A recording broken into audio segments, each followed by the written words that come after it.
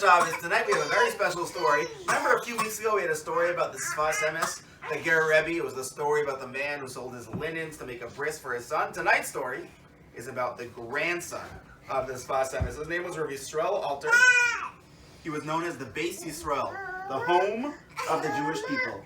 And he was an incredible Rebbe, not only, of course, a genius in all of the Torah that he knew and all the Torah that he taught, but he was known as somebody who loved and cared about and really knew all of his Hasidim. Sometimes in the Ger Shul or at a Tish on Friday night, there could be hundreds or even thousands of people. Ger is a very big Hasidus, and it was known that he would look at and care about and really know each and every person. And here's a story that I read from a follower, somebody who was actually there and knew the Beis Yisrael, who died about 50 years ago.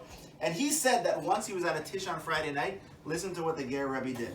Because there was, again, probably hundreds of people at this Tish, but there were two brothers who walked into the Tish.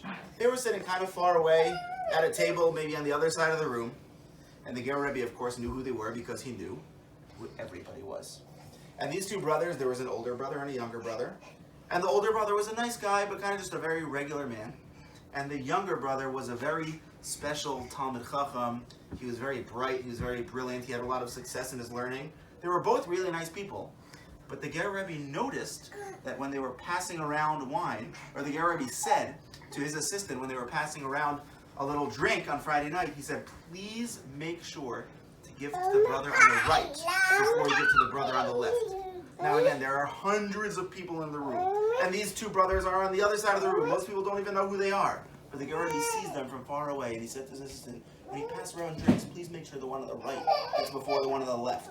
So the assistant, of course, listened, because if the Rebbe tells you to do something, you listen. He was a little confused, and afterwards he went up to the Rebbe, and he said, why is it?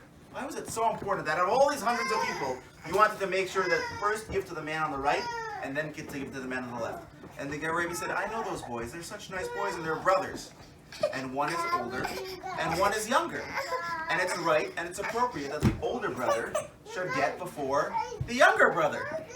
And not only that, but he said that I know the younger brother gets a lot of attention because he's so successful in his learning and is becoming a famous Talmid Chacham. And the older brother is just a nice guy, but he doesn't always get as much attention. I want to make sure that the older brother gets the wine first, gets a drink first, because he is the older brother and he should be shown that respect.